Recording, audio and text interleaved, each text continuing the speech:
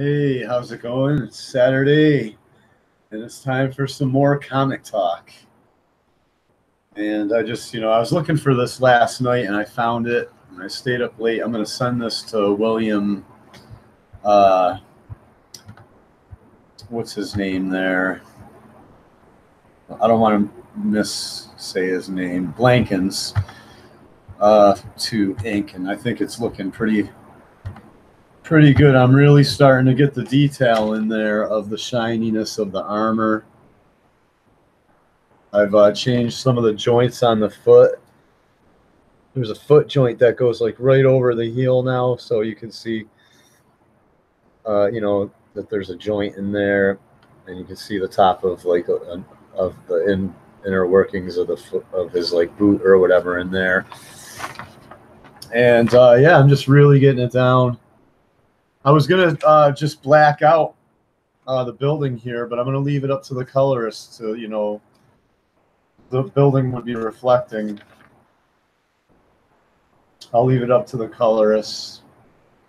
I'll let Will or Bill, I called him Will last night, decide, to add I'll let him add the depth with the lines. I'm going to put some buildings in the background here, in the very distant, just very light lines to show depth. But yeah, there he is. And I don't want him to look like Iron Man. I could do like musculature and stuff like that, but like it's molded perfectly to his leg. But I don't know how realistic that would be, because people, gain weight, lose weight and stuff. It's just and plus it's not that, the outer shell is not that sophisticated. It's everything that's on the inside, where the joints are. This is just like the outer shell, the armored exoskeletal part of it. There's like a frame that hooks up to a spine, and there's motors in the joints and stuff, as I've said already before, and I think it looks pretty sick. I've got the eagle on his chest with a star, and I think I'm just gonna. I've been really working on the storyline to where basically what it is he's trying to wake people up out of the Matrix. But it's not the Matrix like in the movie The Matrix. It's all like psychological, like warfare. And basically he's already been outside of civilization. I might pick up in the storyline where he's already met some of the other characters, because I really got to tie my universe together. So he knows what's going on, and there's other civilizations that he already knows about, and his armor's pretty high tech already. I think I'm going to get into his origins later and say that he's already hooked up with some of the other characters from the superhero team that it's like the most powerful superheroes in my universe eventually form a team, and it's called Rogue Force. But yeah, this is when he's already more sophisticated, and this is just pinup art right here. I think it'll look pretty tight though. Yeah, and I've also resolved the name issue. It's going to be subtitled The Metal Patriot, so it's going to say Nut Job and Star Spangled lettering, Nut Job and Star Spangled lettering, and then underneath it, it's going to say, and maybe some metallic lettering and smaller, it's going to say The Metal Patriot, basically. And he's trying, he's to no avail, trying to revive a dying country, basically. And it never really turns around. I'm not saying there's no happy moments in my comic book. It's just, it never really turns around, and it only gets worse, basically, throughout the storyline. So there's how that's going. So how's everybody doing today?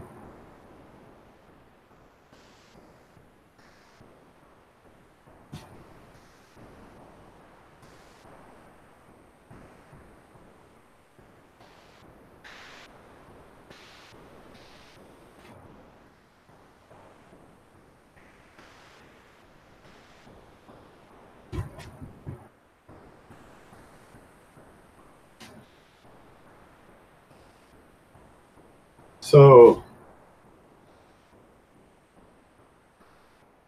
I think I'll do a little bit of drawing today.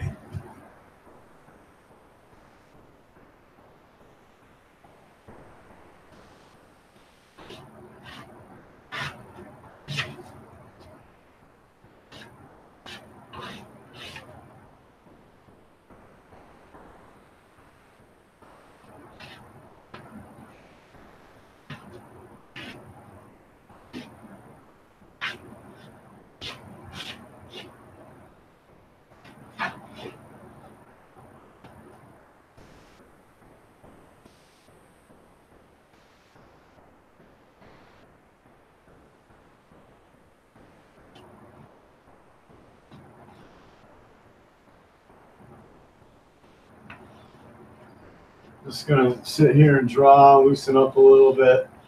It's been a busy day for me.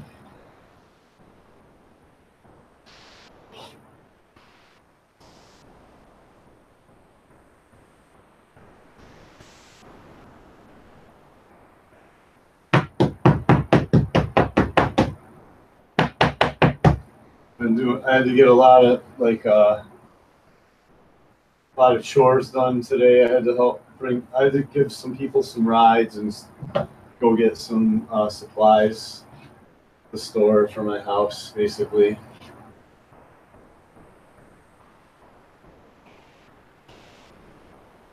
A lot of people, they don't want to break, like, instead of drawing like this. I notice a lot of artists, they don't want to kind of break the page space and bring, you know what I mean? They try to put things in perspective and turn the body, but it always ends up straight and flat. Instead of hunched forward like this, if you want to get your character to lean forward into space, you have to bring your head in front of the body. So if here's your head like this, let me do a little bit better egg shape than that. So if here's your head, then you're not, the back muscles have to kind of be way up here. So you can't have the neck come down here and then go like this, and then have this arm come down like this, and this like that, this, you know what I mean? And then have the body still straight like this, and you want, and then you do this like that, and then you have your shotgun.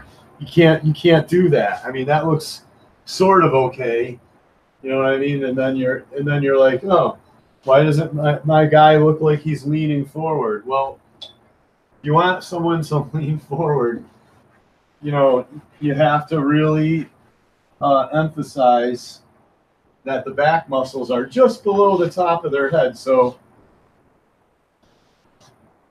what you got to do is have the back muscles way up here, you know what I mean? And if you want this arm forward, well, that means basically you got to have your shoulder, forward towards the chin, you know what I mean? Like this. Hang on, let me get on this side because I can't see the perspective over there. So you gotta really. Here, first I'll draw the upper body before I start putting the arm on for you. All you'll see is the oval of the upper body like this. That's all you're gonna see. And then the neck is just like basically almost a cylinder, so you'll see like that type of shape. Then you'll have that little pit. You'll have that little pit right there, and then you got this teardrop. of your delt muscle coming like this. And then you really gotta put the shoulder out here, basically where the what is that, the deltoid or whatever comes in from behind the neck down to the shoulder. You put part of the shoulder on one side of it. And see, I was already too far inside. And then the front, so there, you see what I'm saying? There's the shoulder, or here's the shoulder down here. Here's the deltoid up here. Then the collarbone is down here, and then you got your center line for your chest. And then you got the shoulder over here, right? And then if you want the shoulder really forward, you're gonna have to kind of have some bumps come up in front of the deltoid here, right? And you're gonna have to really bring that bicep out from up high, like that. See, now the arm, now it's the characters lean forward, and I might even be showing too much of the chest. You might not even need to show that much. You know what I mean? You gotta, these are all like personal decisions you gotta make, but you get the point. You might see a little bit of that lat muscle coming out there. You know what I mean? If you follow this down, the curve of the back, just follow it down to where, you know what I mean? And then you got, like I've said before, that split right here. There's like, basically kind of this, there might be, a space in between there, but basically there's a split right there.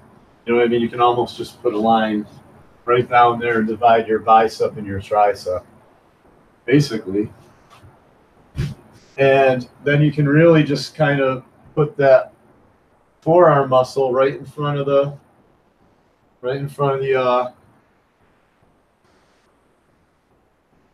bicep. Here's your tricep. If the arm is bent, then the tricep is pretty much goes right down to the elbow, right? But there's a big kind of S-shaped forearm muscle there.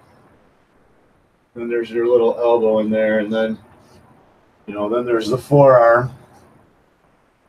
This is all basically cylinders. See there, you want to do something more like that. I might have his arm even too big, but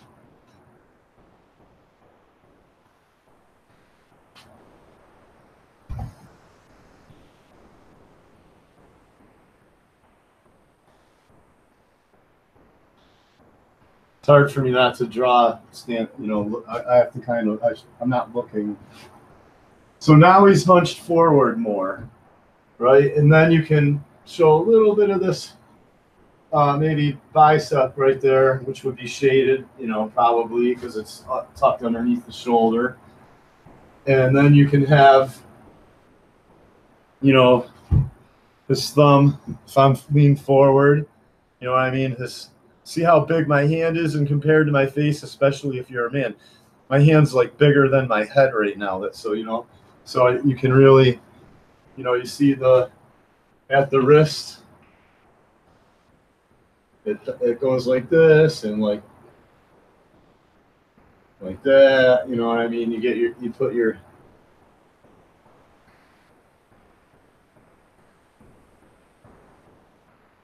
I'm just gonna draw a mitten hand for now because I don't feel like. But you get. I'm just. You get the point. Like.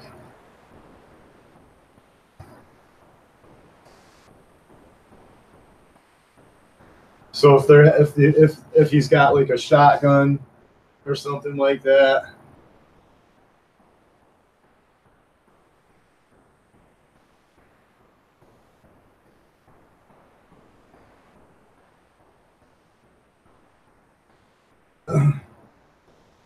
So the shotgun would come from tucked under the arm, and then the top of the shotgun would be like a big cylinder. You know, you could just draw a big cylinder like this. You know.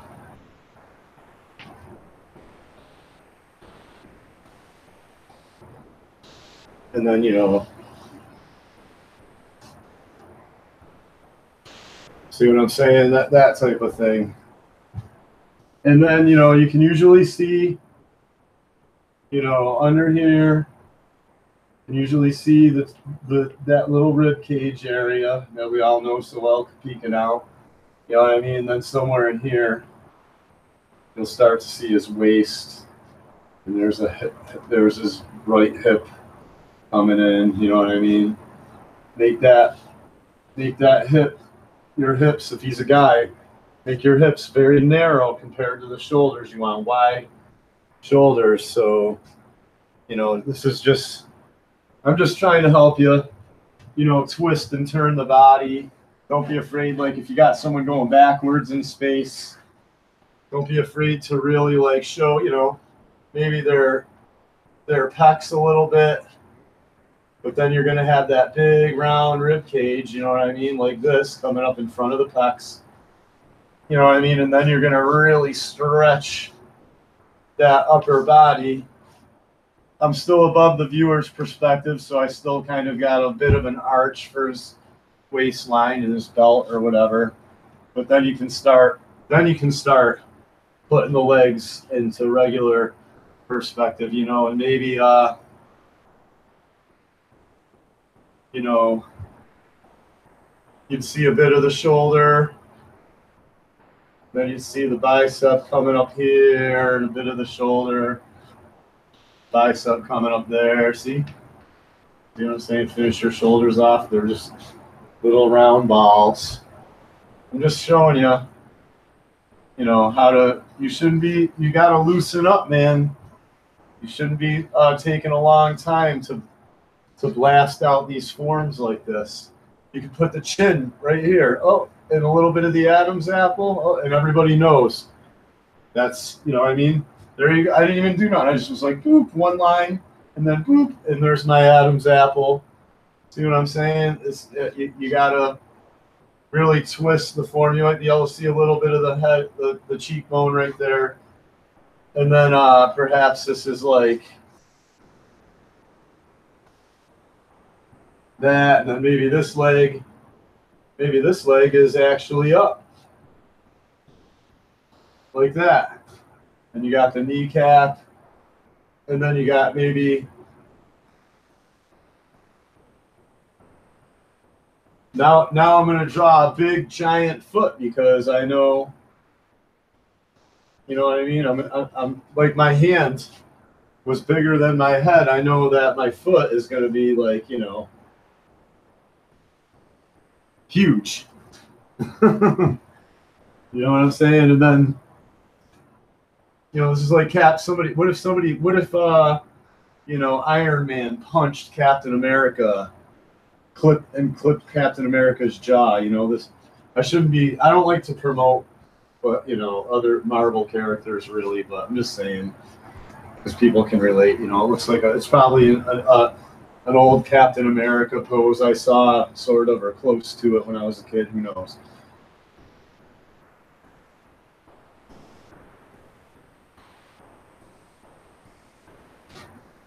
See what I'm saying? You got to really break the space of that page. I'm breaking the space. I got this giant foot right in your face. See what I'm saying? This is what I was telling Rick from Cross Comics. You know what I mean? I like his art, but I just wish he would break this page space a little bit more. But he's good. I still, you know, I'm not trying to be, you know, hard on him because I like Rick's art. He's good. He's good in his own right.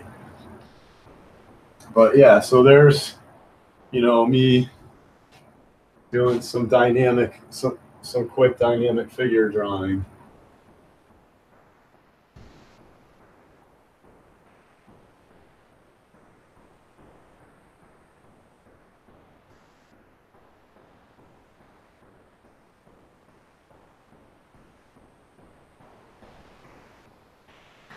having fun. Who's in the chats? Got a viewers. I think I'll go say hi.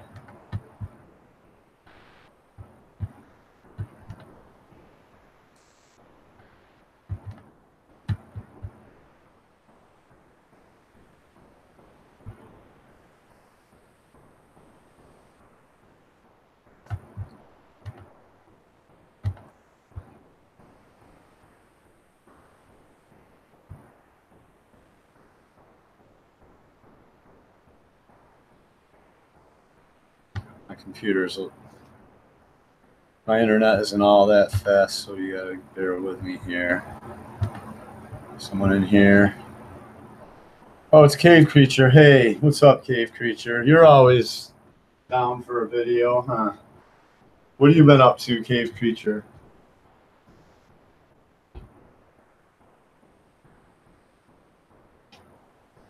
Pick something for me to draw, Cave Creature. Come on. I'm done thinking of stuff. What do you want me to... Cave Creature, pick something, or somebody tell me what to draw, and I'll draw it real quick, like a character, or a, I'll do a chalkboard drawing.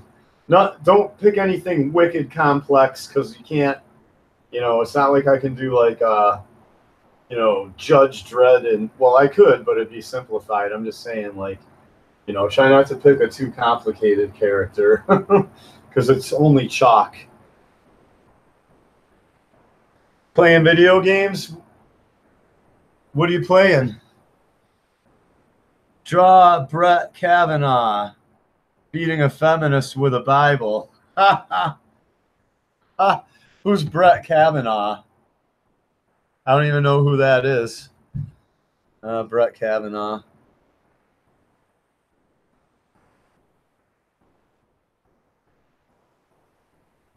My upstairs neighbor wouldn't like hearing that, because she considers herself a feminist. And then when she tries to tell me what my opinion of feminists should be in my own home, and I get upset, she starts yelling, and then I start raising my voice, telling her, "Don't fucking tell me what to think in my own home." And then she doesn't talk to me for 4 days, and then as soon as she talks to me, she goes, "Well, just please don't yell at me." And I'm like, "Oh my God." And that's, this is the mentality you're dealing with as far as all these feminists. It's incredible. They want to tell you what to think in your own home. Like basically,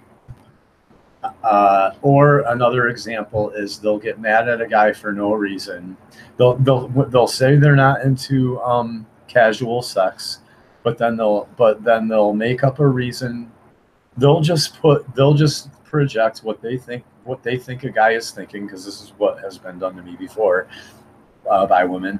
They'll just project onto me what they think I'm thinking as a reason to break up with me, and then start having sex with another guy. And then I watch American, not your people are like, well, that's just one girl. No, I watch American women in general do that to guy after guy after guy, and then 15 or 20 guys later, oh, they're having casual sex.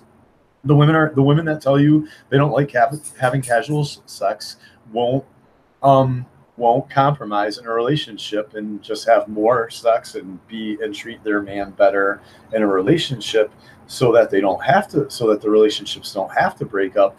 And therefore the women end up just having casual sex anyway, because they just break up and go from guy to guy to guy to guy to guy to guy. 20, 30 guys later, they're 30 years old. They got 3 kids by 3 different guys. They're blaming everything on the 3, and the judges, usually it's starting to change, but the judges take their side, and over the 3 guys that they've 3 relationships that they've been in that are broken. I mean, you know what I'm saying? This is what goes on, and whether you're a feminist or whoever you are, I don't care. This is what goes on in this country regularly, which is why there's no marriages.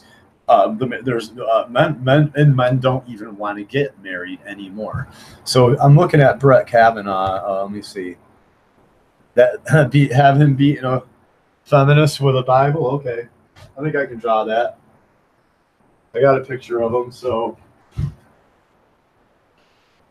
So you would, you know, do your little stick figure like this. And then it might not be the best rendition, but he's got his Bible in his hand. And then here's the feminist.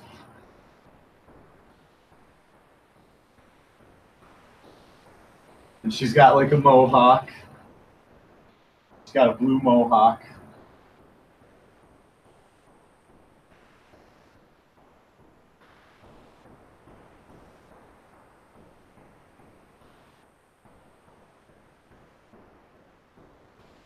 So she's back forward. I'm drawing Brent Kavanaugh hitting a feminist, a blue-haired Mohawk feminist with a Bible. Here, let me redo this chick's head. Actually, let me figure out where I want her body. So he'll be like this. See, this is how you work it all out.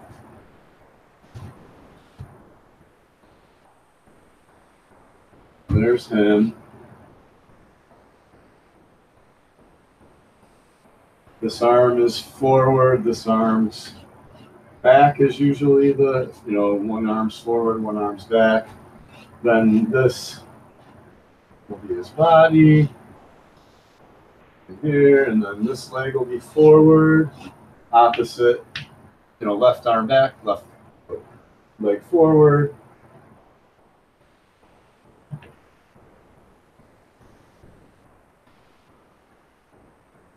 Yeah. And then here's her. Here's her big round female head.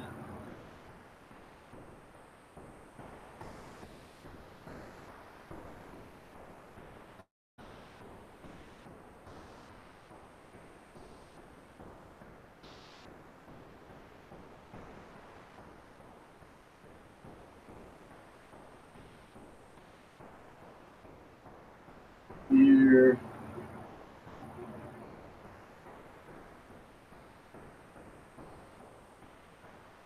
And then like that.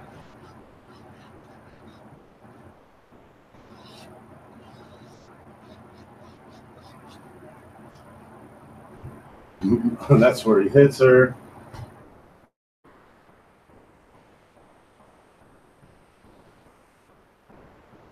And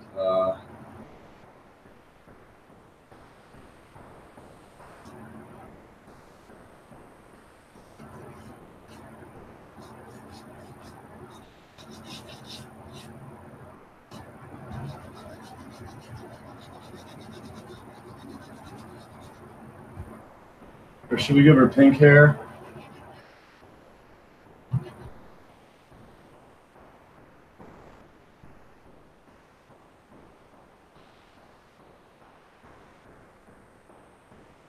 Damn.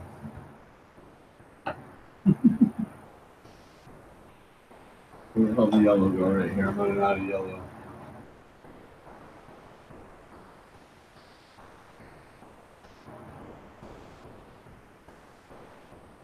So there's that. And then we'll say, oh, here's a boob. Here's a boob. That. Here's an arm.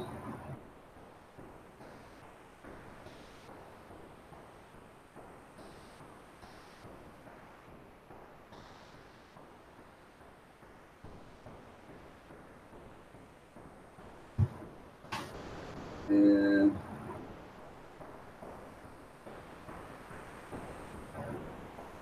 here's an arm coming up behind there.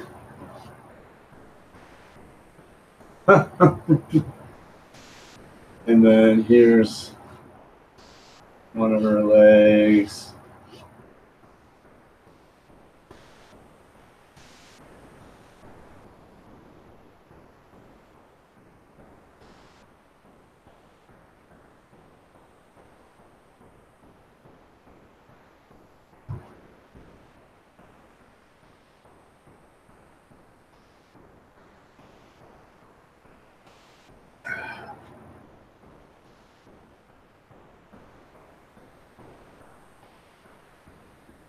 And then, so, hang on. Let's see. She needs this, that leg,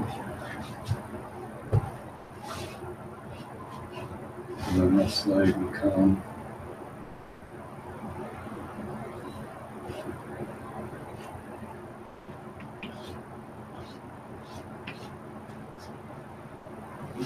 There, like that.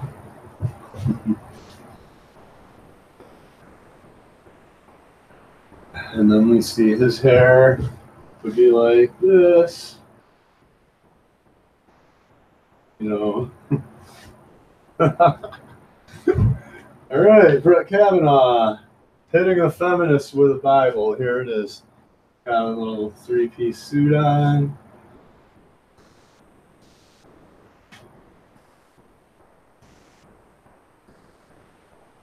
Let me see. So it goes kind of like this, that. Got his tie in there.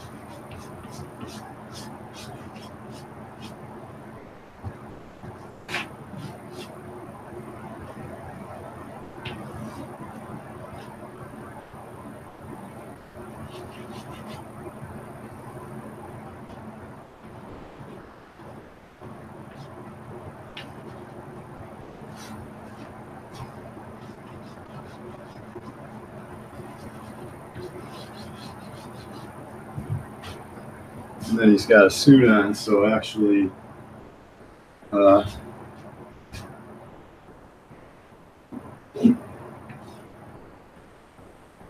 going to have like some wrinkles, you know.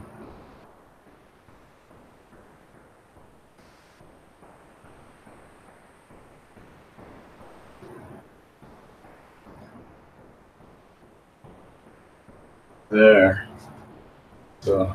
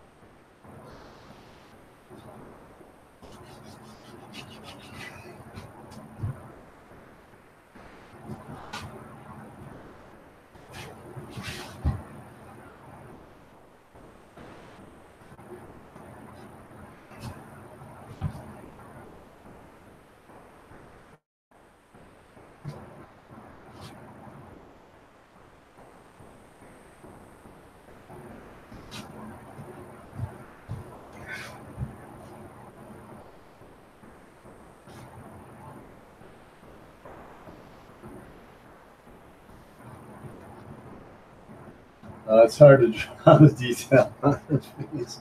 What is she wearing for pants? Like camos or something, like camouflage fatigues? You know what I mean? So I don't know. And boots. She's got like military boots on or something, you know what I mean?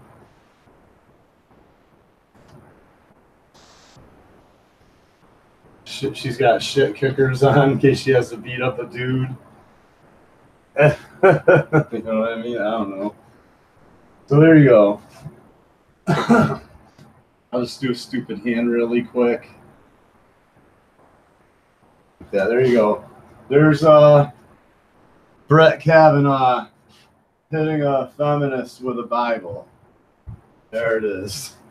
He's smacking her in her pink mohawk head. Any other requests?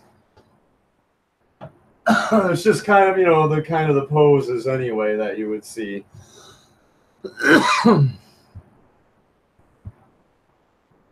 Don't let it be said I don't fulfill requests.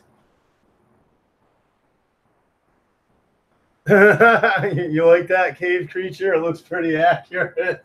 He's like, repent.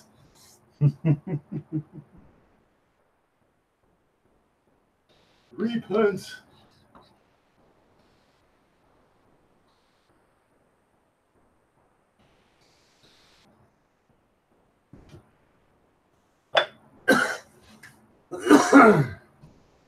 Hey, Cross, what's going on, man?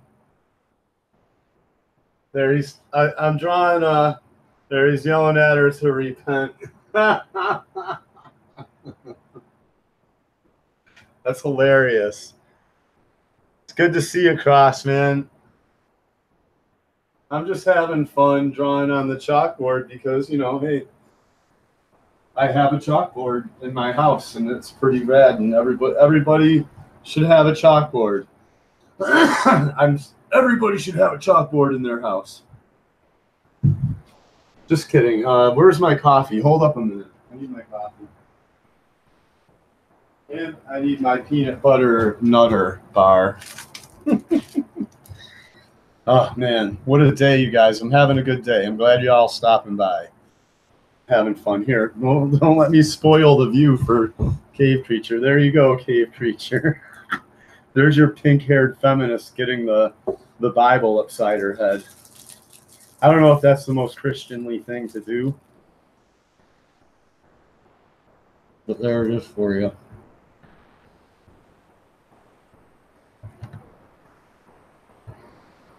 Cool. It's good to see you, Rick. You've been pumping out the videos, huh? Rick is pumping out the videos, man.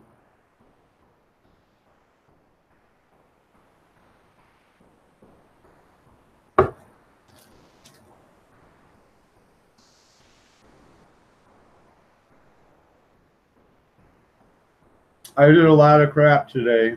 I was up very late last night drawing. I was going to ink my stuff, but I want to send it to Will to ink and just pay him the $65 a page because he's a fantastic inker. He's better than I am. $65 a page to get my comic off the ground, because I'll pay him more than that later. If I'm making good money off my own comic character and I reserve all the rights, I'll pay my inker like $150 a page. I don't care.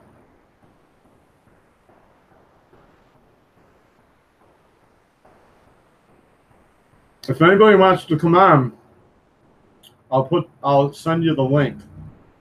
Just let me know. Yeah, I've been working on Nut Job's title. I think it's going to be Nut Job, the Metal Patriot, like subtitle, the Metal Patriot, or the Iron Patriot, or something like that. I think it brings it more into perspective, because he's got he's got an eagle symbol on his chest with a star, like clutching a star, and he's got stars on his shoulders, he's got a star on his mask.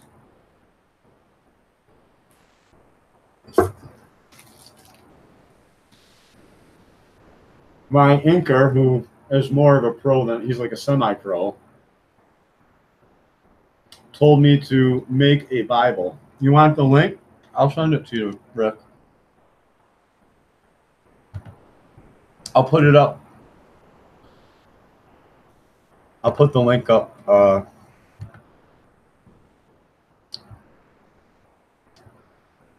I'll put it in there for a second or two.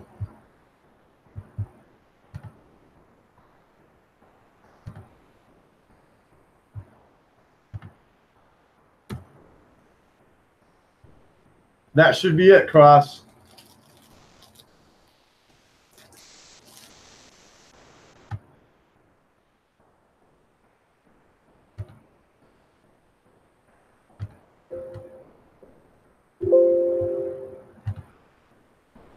Let me know if it doesn't work. I'll just try it again.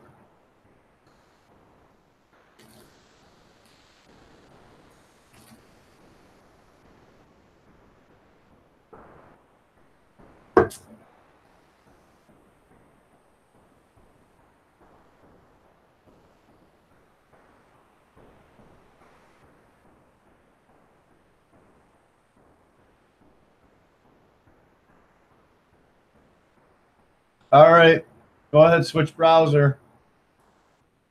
I'm waiting for you. Want me to play some elevator music? Or I can just be like, wow, wow, wow, wow, wow, wow, wow, wow, wow,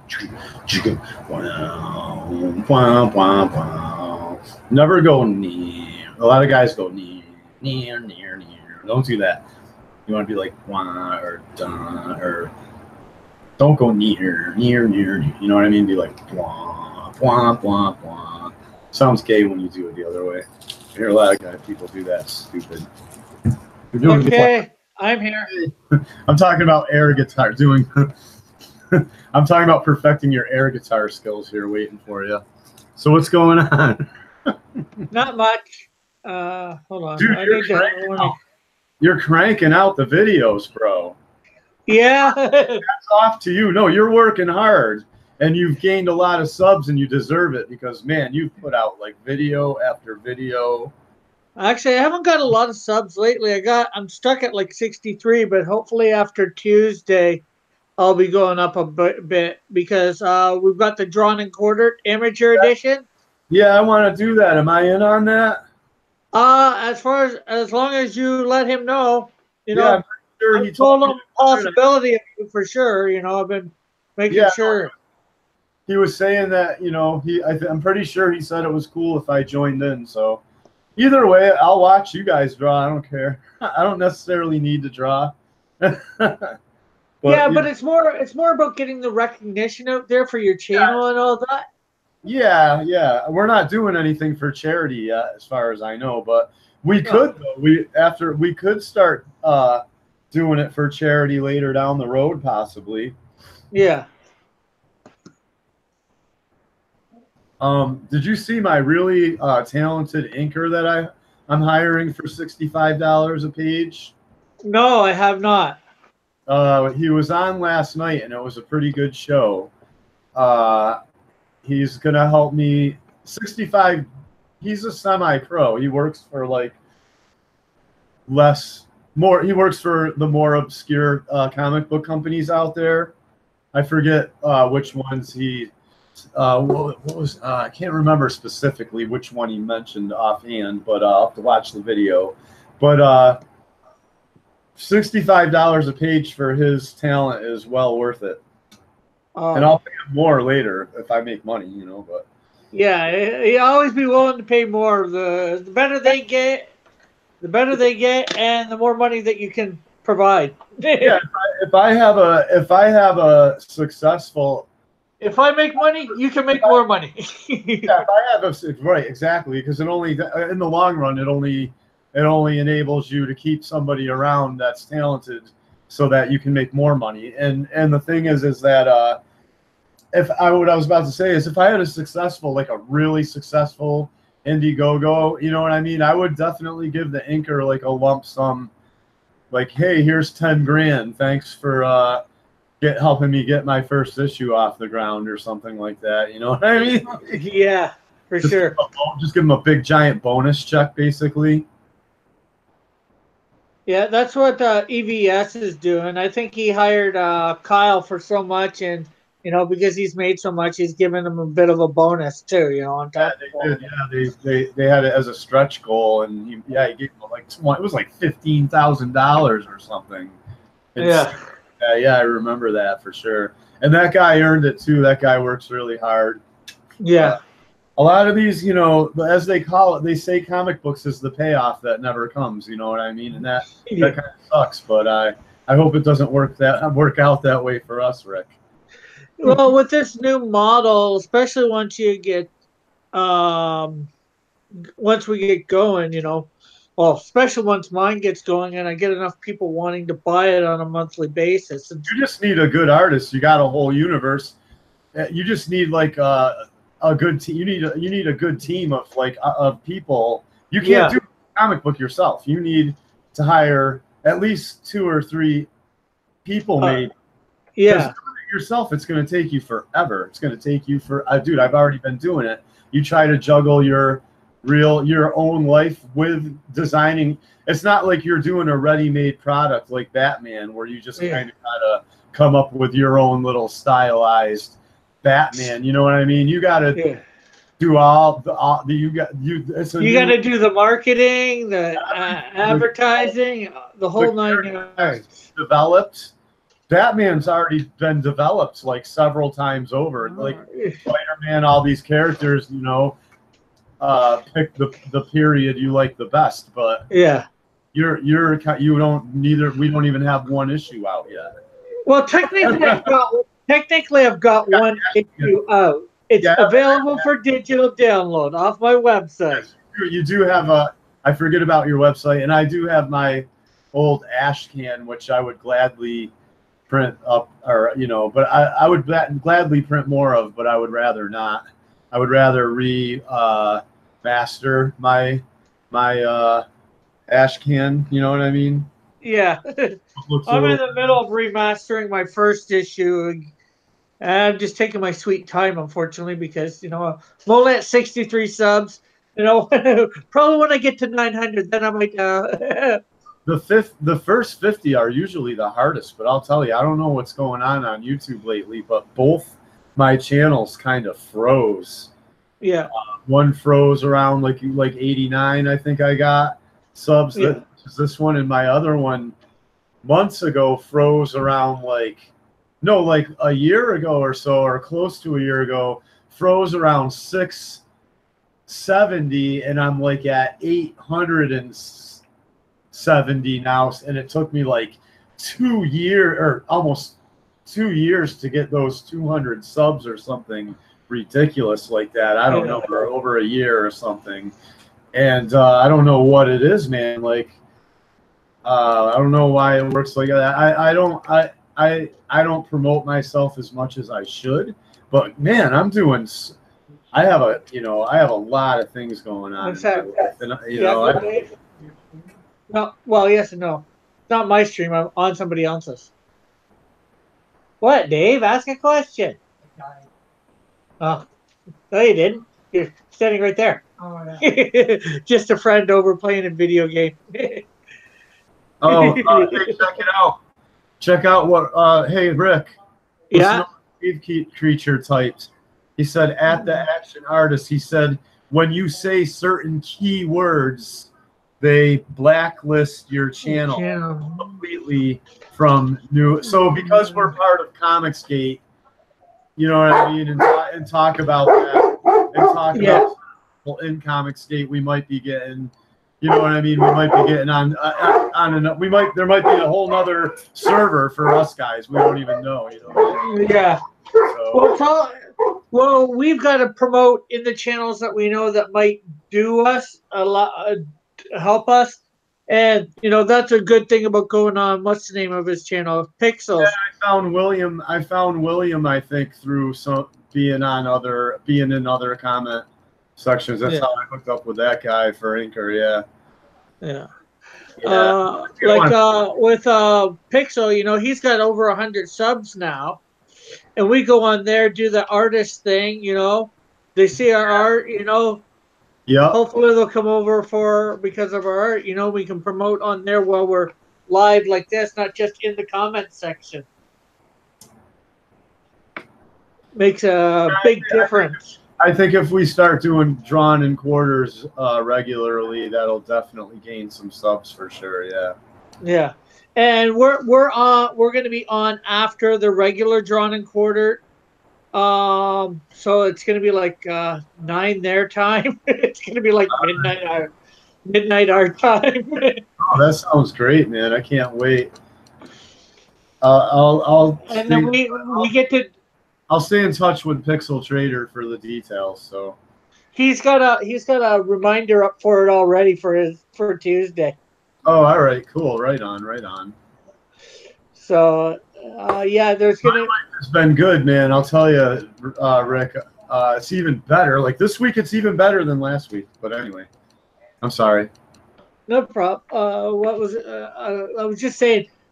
So far, the possible rules are you can start to sketch out on a separate piece of paper how you're going to design stuff for it. Because we get our whatever the regular drawn and quarters drawing is what we got to draw. So we're gonna do the same topics, all right, or the same. Yeah. All right. Same character, and then but you get about an hour into it, you can start designing what you're going to have. But once we start, in our new stream, you've got to make the good one on a separate piece of paper. So you can have a basic idea of what you want to do, Yep. beforehand. Man, what a great week I had today. I was just going to tell you, my business partner who has, I pull, unfortunately, I pull a lot of the weight because he's a little down and out. Today, he hit a scratch ticket and he came over and compensated me a bunch of the money that I've been paying in on his behalf to our little business. Thank God, man. So I was able to fix my truck yesterday, pay all my bills, and then buy supplies for our business and still have money left over in my pocket today. God. Oh, that sounds good. That sounds like a really good scratch ticket. It's a wicked good day. Let me tell you, normally I would come on here probably ranting and pissed off. But I've had such a good day. I'm like, yes, everything just went my way today. God, thank you, God. Thank you, Most High. I call him the Most High a lot because there's all these different names for him. And I know that he knows what I mean when I say Jesus and all that stuff. But I know he has a real name, too. And that he might prefer if I knew it. But it's hard to find all that information out. I got to do more research. But I believe his real name is Ahia. I think Ahia means the Most High. And but I have to look more into that. But I call him the Most High because I know what that means in my language. And he knows what that means in my language. So yeah. Looks like we're having a momentary issue on YouTube, but whatever. So yeah, thank you, Most High, and your son, who is also the Most High, for just the blessings that have been coming my way lately. Yeah. I'm telling you, it's about time. I was like at the end of my rope in so many arenas in my life, man. And really, you can't really separate up those arenas in your life because they all affect one another. Yeah. I know you're a counselor will try to sit down and act like you have all these nice, separate, different, organized, completely petitioned off parts of your life. Like, how's your love life? How's your work life? Okay, well, how's your social life? You know what I'm saying? Yeah. No, it's usually they're kind of all intermixed. If one is bad, then they all suck. Yeah. Well, they can affect your attitude at one or the other, Yeah, right. If you're having a bad day at work, you come home and that affects your home life because somehow you let your bad work. You can't get along because you can't get along as easy. You don't want to hear anybody else's shit because you're going through your own, basically. Yeah. Just craziness, but everything has worked out lately. Man, I've been really like light speed the last few weeks, man. Oh God, Yeah. but it's like the whole table's turned about a month ago when I brought my ex to court and got the judge to order her finally to tell her who I was, and then at the same time, the side business that I have started picking up, and it's just it's been great ever since. Though I don't mean to change the topic, but I just want my supporters and fans to know that my life isn't perpetually crap, and I'm not going to just always be on here complaining, taking my bad time out on people. Like if I have good things happening, I will talk about them. You know? Yeah. That's all. That's all I'm trying to say. Yeah. Because no, go ahead. Oh, I was going to say I'm not sure whether I told you the one good thing for me that's happened lately. There's this thing called Art Crawl in our city, Hamilton. Yeah. It happened. You told me about it, but go ahead. Tell everybody about it. Yeah, it happens the second Tuesday of every month. Well, this month it didn't happen because they have a bigger part thing of it. They do it like 1,000 times bigger. They have concerts and all that called Super Crawl. But anyway, for the Art Crawl, you can go there and just set up shop for free and sell your wares. Nice. So October 12th.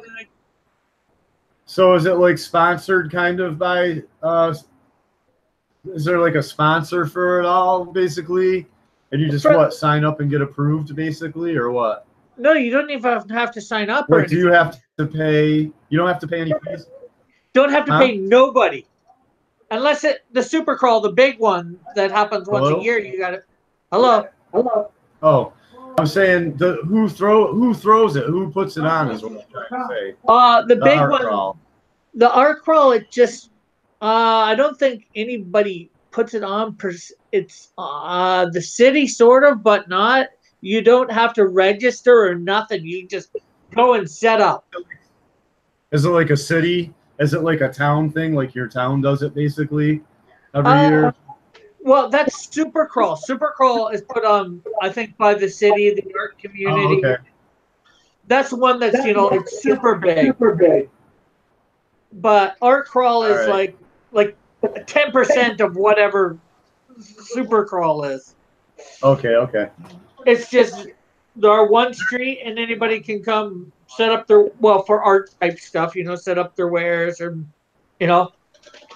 There's an indie comic book convention in Boston, I think, in October, and if I have anything ready for it, I'll try. To make it. But, I know there's one. I know there was one in called Your Comic Con, a Christian one. I got a table at it, but at the moment in Detroit, but I haven't got anything to sell to go there at the moment. I thought I would, but depends on what I can get over the next month. Super Crawl not Super Crawl, Art Crawl. If I get all those drawings I'm doing live, I'm gonna take and sell them there. Or try and sell them there. Right. At $25 a pop. $25 for an original signed? Yeah. That's actually half decently cheap, but I'm an unknown, so once I get known, it'll go higher. I would like to just have like at least 2 or 3 ash cans that are really cool, black and white, some pin-up art and stuff like that, and it like prints, and then maybe a few originals to sell. You know what I mean, for people that like original art. You know what I mean. That's pretty much what I would shoot for as a setup. But I don't have enough done to do that yet, so I don't really even try. I don't even really bother to go to the conventions because and get a table because I don't have anything to put on the table yet, really. So I'm working on that. I'm working on it. I've really kind of, I basically got to get to Staples and stuff here and scan some stuff. But here's a quick sketch I was working on of a motorcycle.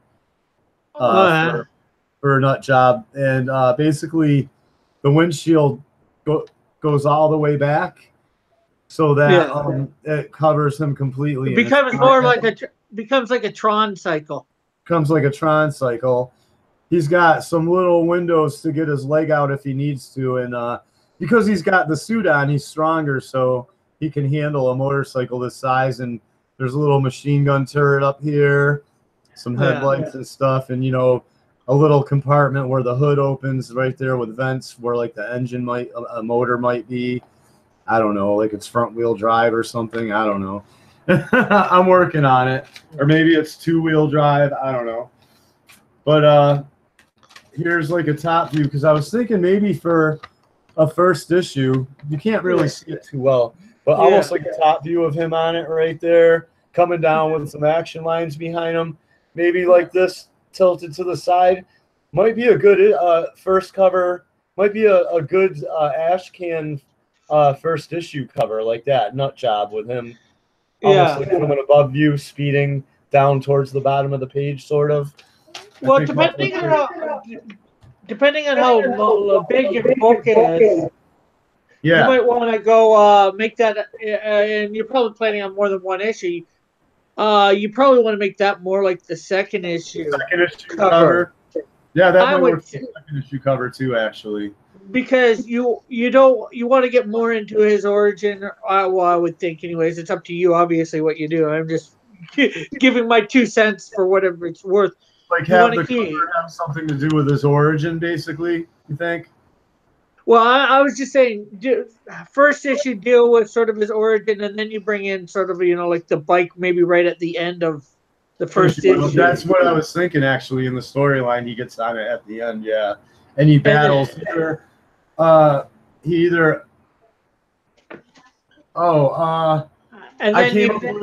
came up with a new. I want to document this now before somebody else does it. I came up with a new character named Monitor, after monitor lizards, which are related to Komodo dragons, and he's a big cybernetic monitor, reptoid creature that can cloak and shapeshift. So he can he can break into your house, eat your mom, then look and sound like your mom when you come home from school. And then all of a sudden, it's like you look and your mom turns around from the refrigerator and it's like a giant, 8-foot reptoid, and he gobbles you down too. Basically, Monitor. Sounds good. You like one thing. Yeah, I like it. The thing that you were saying earlier about Iron Patriot, you can't use that. That's Marvel's. Okay, so Metal Patriot. Yeah. Good job, the Metal Patriot. All right, that's cool. What about Steel Patriot? Yeah, I like the metal. I like Metal Patriot, actually. The Metal Patriot sounds good, actually. Or Patriot Metal. Maybe, I don't know. It's up to you, obviously. Yeah, who was it? Norman Osborn was the Iron Patriot when he was a good guy.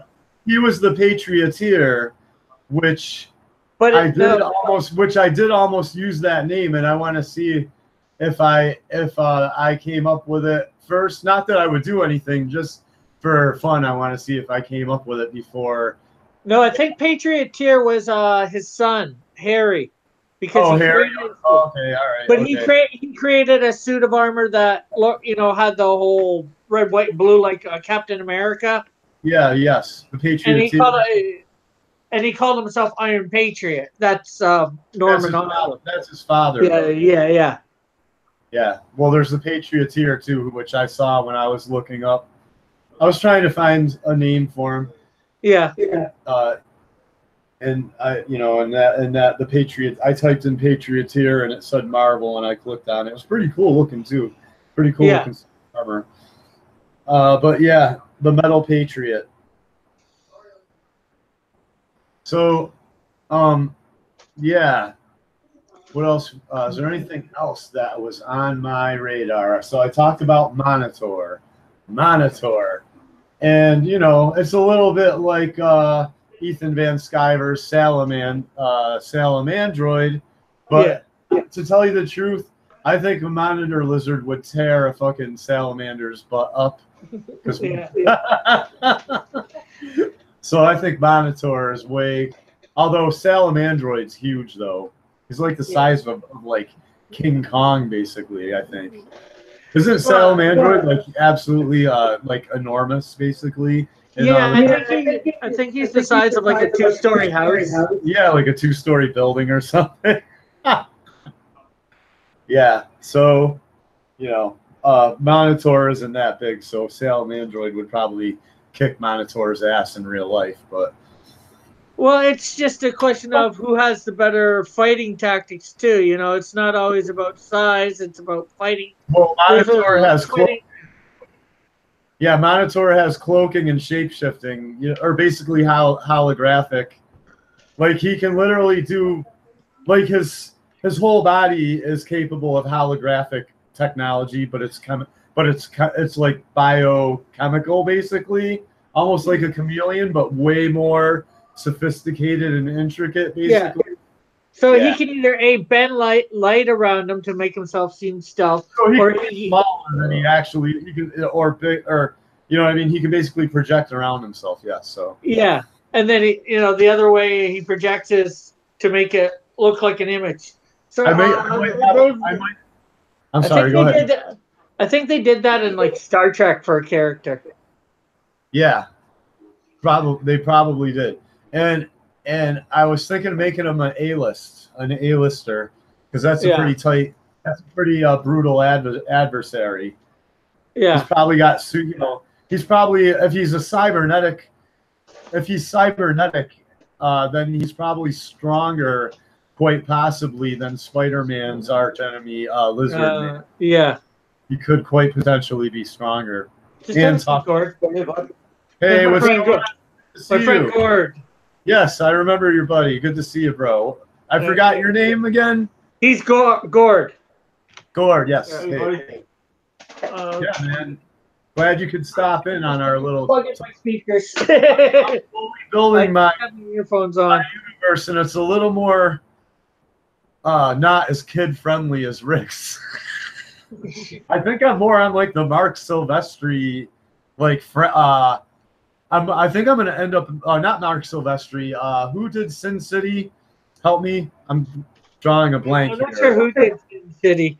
Sin City, come on, it's huge. If we don't know who did Frank Miller. I think I'm on like the Frank Miller, Todd McFarlane side of things, where like I might want to put like explicit, like a warning on the cover of my comic books or something. I don't Christian know. adult comics. Yeah, basically, I'm thinking I might want to shoot for probably 18 up, but I wouldn't cry if like a 16-year-old got a hold of it. Yeah. It wouldn't shock him too bad. Hopefully, he'd probably have some idea already of what's going on, because kids today grow up really early. Let's face it. As much as we baby them and don't let them become adults till they're like 35 now.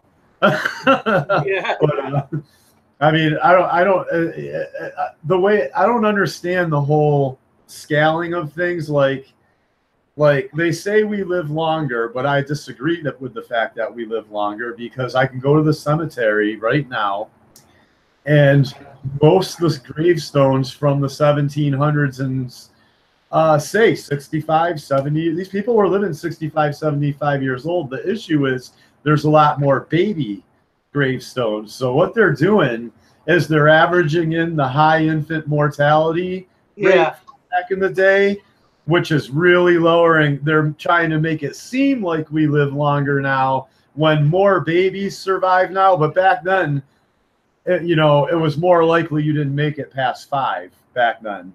Yeah. But if you did make it past 5, you lived a normal life. The evidence shows if you did make it past the first 5 years of your life, you lived a normal life. You lived 65, even 80. I see founding fathers that were in wars getting shot and stabbed with bayonets. They lived like 80, 75, 80 years old with no medical technology, no blood thinner, no vitamins, none of that stuff. Well, vitamins they would have had just my point being natural means. We're not living long. we're not living any longer, much longer, anyways. You know, if we've got anything, it's like 5 years, maybe 10. Um, you froze. You froze there for a second. Yeah, we froze up. Go ahead. You can recomplete your or re-say your thought there. Oh, I was just saying, if we live anything longer, it's just like 5, maybe 10 years. You know, and that's a lot, but it's not a lot. Yeah, it's not as much as they make it out to be for the technology we have now. And maybe if you're Dick Cheney or somebody, No, yeah, they'll Dick Cheney's was basically Darth Vader. They had him on an external heart for like so long, and then they gave him a new. I mean, I'm telling you, man, like if you're somebody like Dick Cheney, like a total, not that I'm anti-conservative, but I just don't see Dick Cheney and the Bush family as being real conservatives. But my point being is, if you're somebody rich like that, they'll keep you alive forever if they can, but it's just incredible. You're down in New York State somewhere, right? I'm right, dude. I'm right. I might as well be in New York State. Like there's like one mountain between me and like Albany, New York, basically, and I'm on the west end of Massachusetts, almost right on the border of New York. Like I can get in my car right now and be in New York in 15 minutes, basically. Yeah. My buddy was just wondering whether you were in Canada or not, or Hamilton. I'm like, no, he's in the States. If you guys ever want to take a day trip or have me come up for a day trip or go to a convention, like if you want to jump into a convention down here in like Boston or New York, you know what I mean? You're free to have a part way point like right here. Like I can get to New York City and Boston from here in no time. And there's a lot of conventions. There's a lot of good ones. What I'm saying is I can cut the price of it all for you. You could I could set up cots or something. You could stay the night here or whatever. Well, my buddy here doesn't have his passport. I do, but I got to get mine too. Yeah, I got to get. I'm not sure if I'm allowed to have a passport. I think when you're paying child support, they won't let you have a passport because they're afraid you're gonna leave the country. I'm pretty sure they'll let you have a passport. I'll look into it. I'll look into it. I've heard differently, but I'll look into it. I would like to have my passport though. So the only country I would ever go to is Canada. I don't want to go to Mexico. I don't want to fly overseas. I don't need to. Yeah. I don't need to go to Mexico. I've been to Mexico. I don't need to go to Mexico. I really liked what I really liked what I remember of Canada. Canada, I was only in Canada for a couple days when I was 13 years old, but I remember I had a good time up there. Yeah. Actually, the thing is, if you get your comics really going, you might need your passport, say to go to other good countries. Yeah. To, support, do stuff for your comics, Maybe go to a Comic-Con in like England. Believe it or not, yeah, I've heard. Believe it or not, there's always that route too. Believe it or not, is the foreign route because I've heard it's a lot. Other countries are more accepting of new stuff. Basically, yeah. Sometimes it's almost good to get well known in another country, then come back to America. Yeah. Yeah. Well, heck, right now I've got one guy from Italy. Who turns into almost every single broadcast for a couple minutes at least. Yeah, that's true. Yeah, that guy. What's his name? Well, that's what I call him. He has a different real name, but he's the big anime fan. He told me he's given me some tips on what to watch recently. Yeah. Yeah, I remember I bought my first Star Wars. I just had Chad's in the stream. Okay, froze again. I think it's his end. Hey, Chad. Okay, I heard. Yeah. I bought my first Star Wars comic book up in Canada. Now that I remember, I was at a hotel, and I pretty much didn't have anything to do, and we went down to like a little package store in Montreal, and they had a little spin rack. See you later, bud. See you later, Gord. Yep. Okay, have a good day, Gord. Yeah. Yeah, I bought my first Star Wars comic book in Montreal, as a matter of fact. Now that I remember. Cool. Yeah, that is cool, actually. Yeah, I bought that and a knife. Plugging in my headphones. Can you hold down the fort while I go get it? While I pour myself some coffee real quick. Pardon? I didn't catch that. I was plugging in my earphones. Yeah, can you hold down the fort for a second while I get myself a coffy? I guess so. Maybe promote your channel a little bit. Oh, okay, that is you. I was thinking I saw Bob in here. Hey, Rick. Yeah.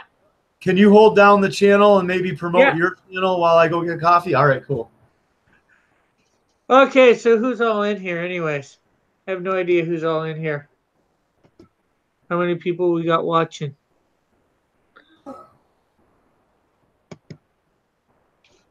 So how many people are how are you since a little while ago, Chad? You were my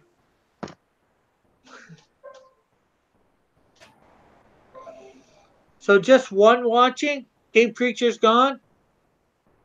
You still here, Cave Creature?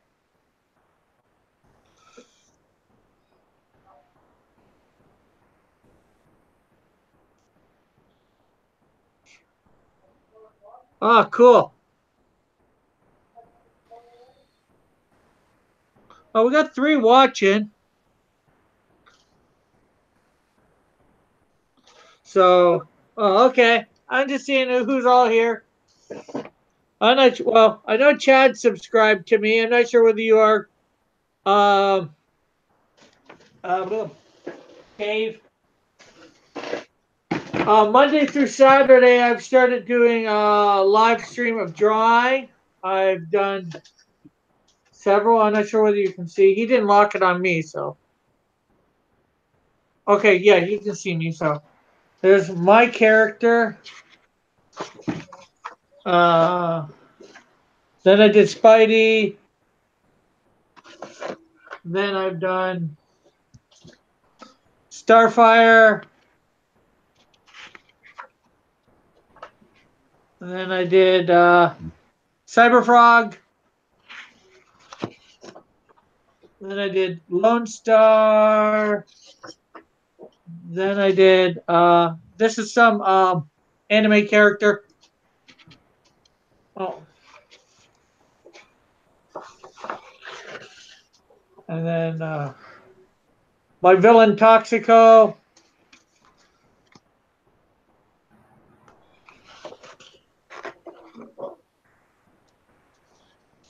Goku.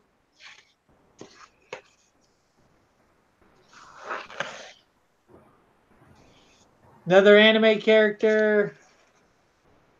I think Optimus Prime. No, Green Ranger. Original Green Ranger.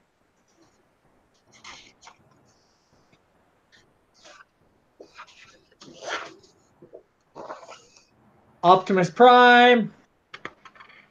And then I've started inking. Did the Predator.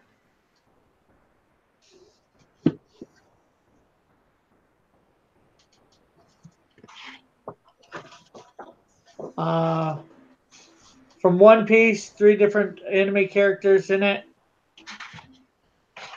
My character Snowdrift.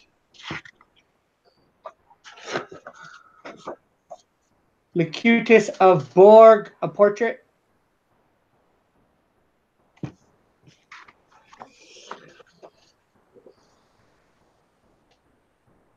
You should make a seafood version. Optimus Prawn. That sounds actually interesting. The real Shazam, the real Captain Marvel. And then because they were doing Miss Marvel on the Drawn and Quartered last week. I did her when they were doing it. And then I did Captain Marvel. And just today, from what I did, Spock from Amok Time. I've got myself a little schedule now for what I do, what day. Monday, I do one of my characters. Tuesday, I do a DC character. Wednesday, I do an anime character. Thursday, I do a Marvel character. Transformers, robots under the sea. I do got my version of a crab. So I'm not sure what else I got. Optimus Prawn. I'll have to do that. A prawn. But they're very small. They're like a shrimp. Like I said, Thursday is Marvel character. Friday is going to be sci-fi. Yeah, I know. I saw Beast Wars all episodes and Beast Machines. And Saturday tonight, probably around 9 or something like that, 8 or 9, I will be doing a independent character. Starbreen.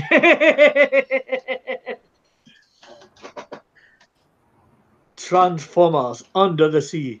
Transformers on a water planet. They're all Transformers.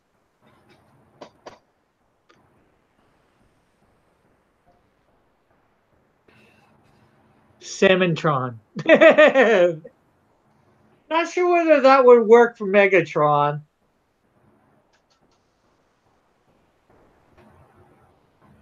You'd want to make him something a little bit bigger and nastier. Tunatron? Killertron.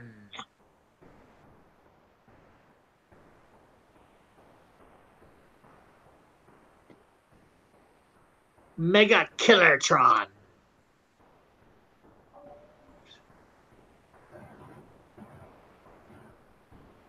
Barracuda. Yeah, that's a good one. Bumblebee, what do you do? A flounder. Bumble flounder. Yeah, Megatron was a dragon, but we're right now, Ted, we're trying to think of them all under the sea.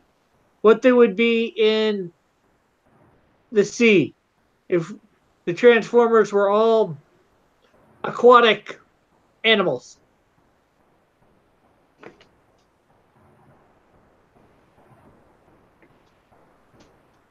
And actually, before he was a dragon, he was a T-Rex.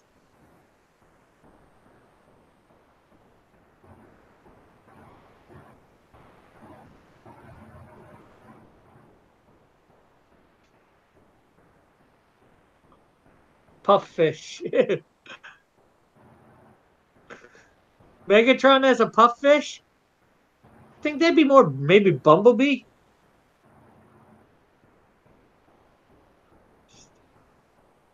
Lipid.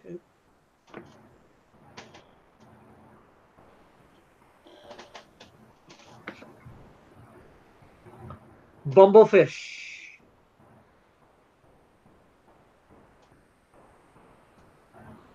Bumblebee, I think, would have maybe the pufferfish. Yeah, pufferfish.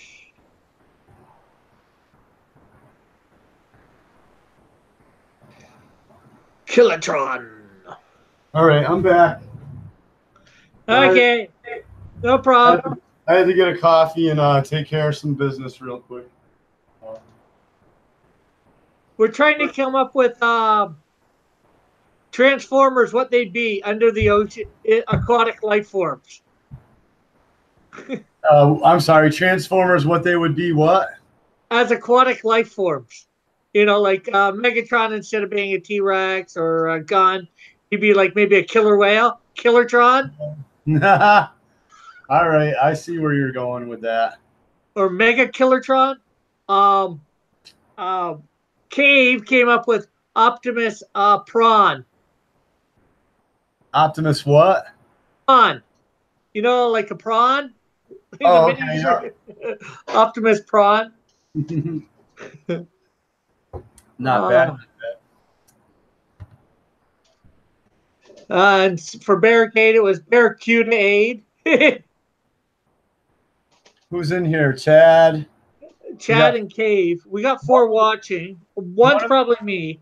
Yeah, and one's probably me. So it's me, you, Chad, and Cave Creature basically hanging out right now. That's fine. I don't care. Yeah. I showed Cave, so well, and I guess Chad, since he's there, I showed him some of the drawings I've been doing. You know, I'm not sure whether he's subscribed or not to me, but hopefully. Cave has been super loyal. You know, you have those like super loyal people fans.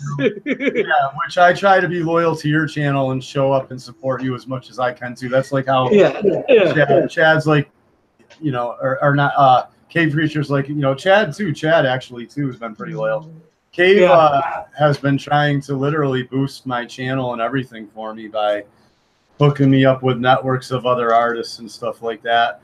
That's how I first really grew. Like Cave Creature, I had like maybe, I don't know, I had like maybe 8 or 10 subscribers, and Cave Creature found some little network, and the guy that ran that network did a video, and all of a sudden I got boosted right up to like 25 or so subscribers after that. And then talking to you and doing simulcasts with you has gotten me a few subscribers too, and so we probably share some subs now, basically. So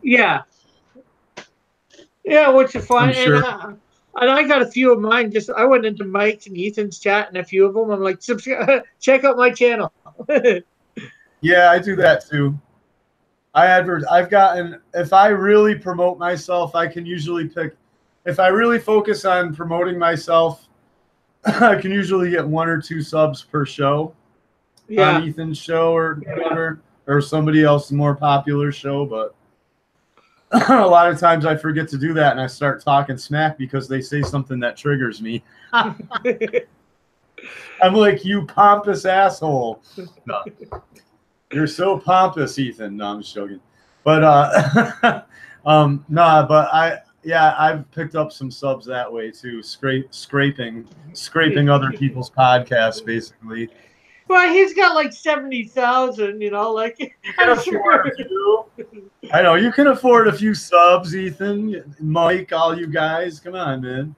And it's not like they're not less subscribing to them, you know.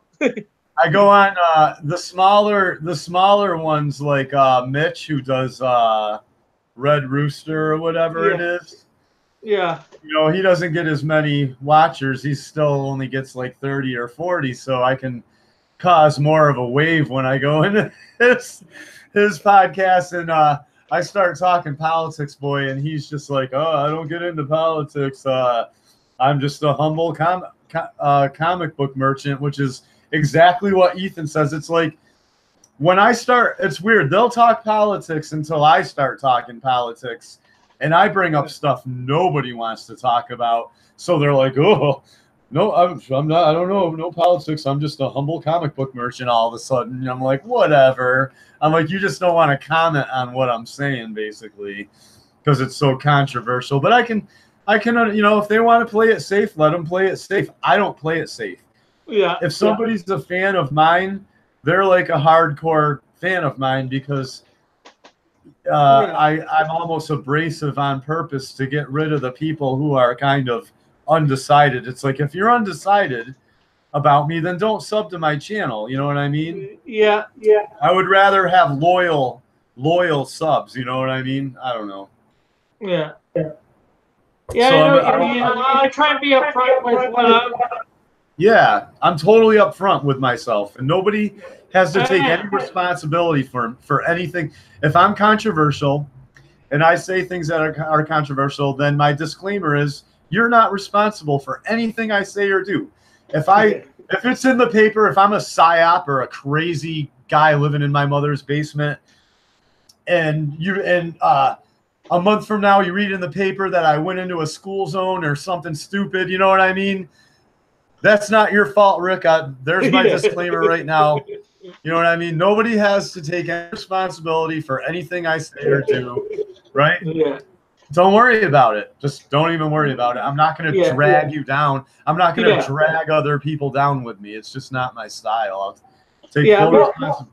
More what I was trying to say. I try to let people know what I'm about beforehand. That way, when they come, hopefully they don't unsubscribe. You know, I've had a few unsubscribe.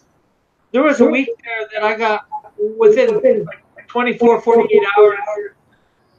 I lost like 5 subs. Do you got the audio on there? I think I'm hearing myself come back at myself. I don't think it's me. Hang on, I'm gonna shut all right. I just shut off YouTube. I just shut off the YouTube. But I had the volume off, but either way, I don't know. I just shut it off anyway. So now it's just the only window I have open now is the Hangout window.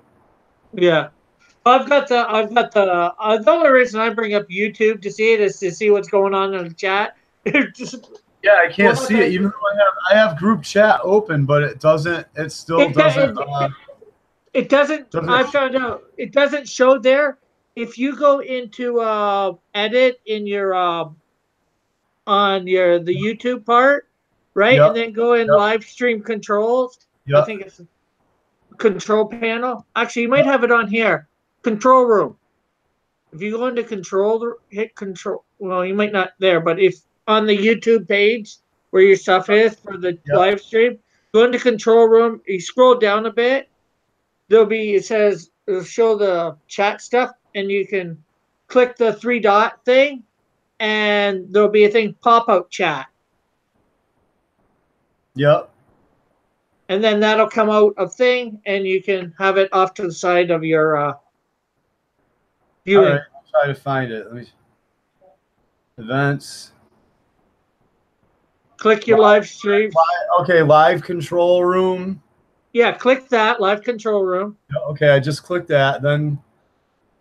And then scroll down. Yep. Till you see what looks like the chat on the one side. Yeah, I see it. Now click where the 3 dots are on it. Yep. And now you look on that little menu it brings out, click pop out chat. Okay. Got it. Got it. So you just have both windows open at the same time. Yeah. Yep. Right. Got it. Thank you very much for that, Rick, because I was having issues with that. So now I got 2 windows open. Yeah. We do have viewers too, because I shut out my YouTube window and it still says 4 viewers. So well, you went back into it, so you might be up to 4 because of that. All right, let me close out the control. I'm still up. I like having the YouTube thing up on some other device. That way I can see what's going on for the video. Because, you know, if you're looking at the thing that we're looking at through Hangouts, if something's happening with the video, it doesn't show you. But if you're watching what the audience is watching, it always shows you what's going on. Right. Well, now I can see both, and that's pretty cool. Yeah, I heard about that. I heard about that through like Mike's chat or somewhere, some chat about the pop out, and I'm like, okay, I gotta find this, and found it, and I'm like, okay. Now I always have the. That's why most of the time when you're viewing mine, it's up, especially when I'm sharing my screen. The chat's right up beside it. Yeah, I've seen 2 versions of the chat. Right. That way, when I'm drawing on my screen or whatever, I can see what's going on with the chat. So I have a bit of a question for you, and people are probably going to do face plants when they hear this. But I might change my opening page again. I was checking on.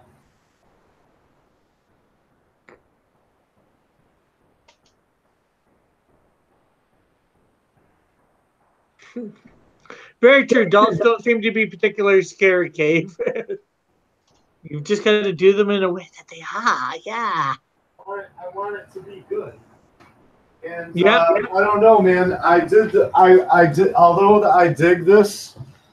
Although I dig this. This little drawing right here. I like this one better. Where he's squatting down, kind of. So I think I might kind of pull the camera back from him and just so and have this have like the building, the edge of the building right here at his feet, and then some buildings and then some stuff in the background. So Or you could. You'll see almost his entire body basically on the first, I'm saying for an opening splash page. What do you think? Yeah. Or you could have them on the ledge. Yes, or on a little foot ledge. You know, that way you see there's a dip below him. Yep. That way you see his whole body. Yes.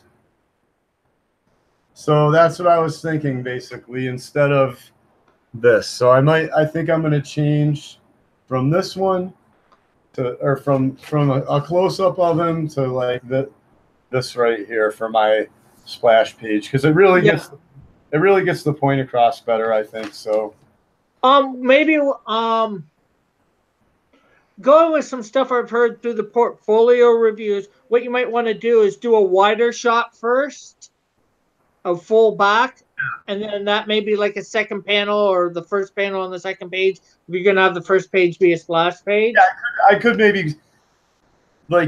maybe drop that panel, like the close-up of them, maybe down to the bottom of the page. Then people would know what's going on more, I think, basically. Yeah.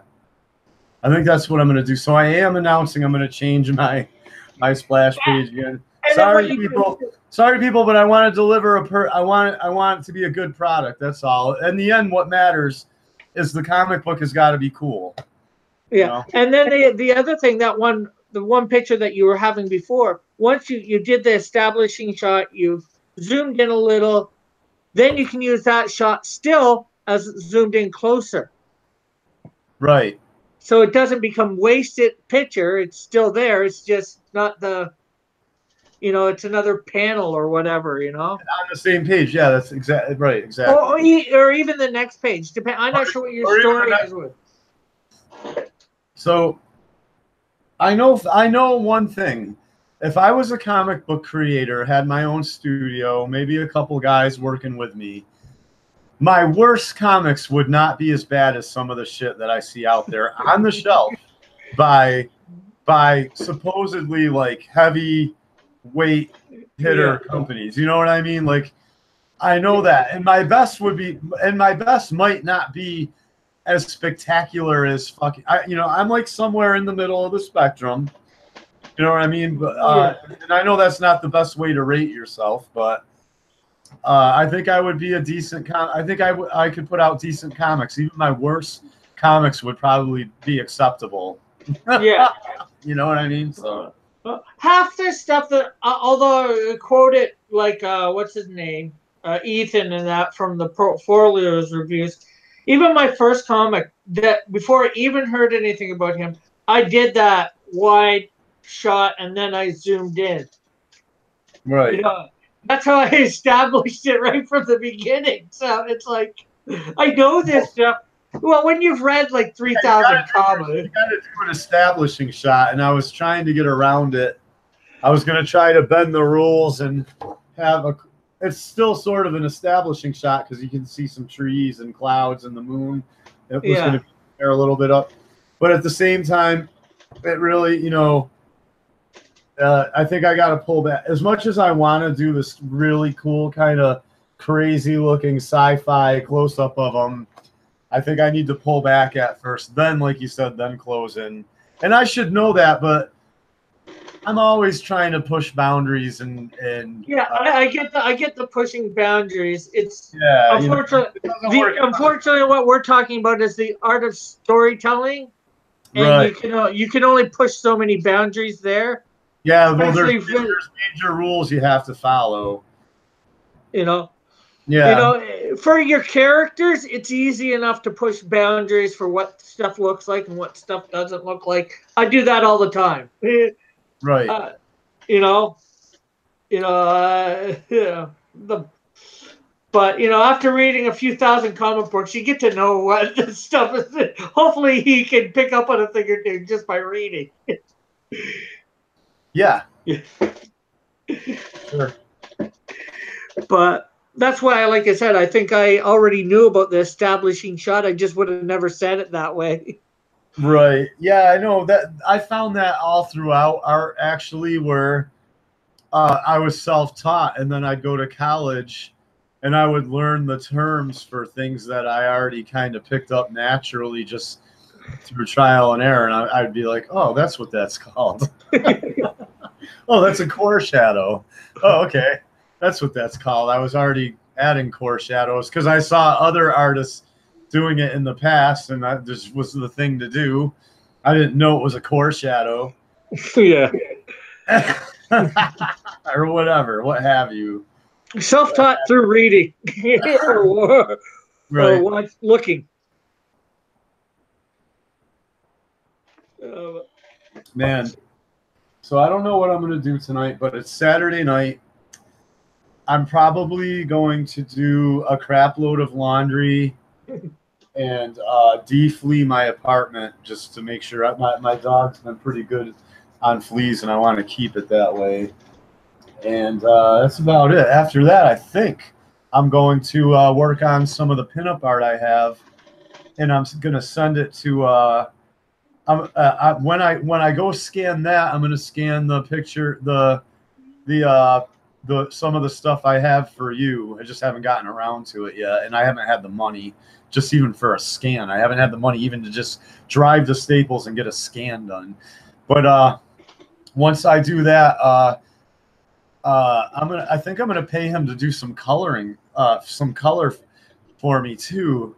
As a matter of fact, I think I'm gonna pay Will to ink about 7 pages for me and color a couple. Basically, everything I'm gonna have on my Indiegogo for when you scroll down the page and see all the example art.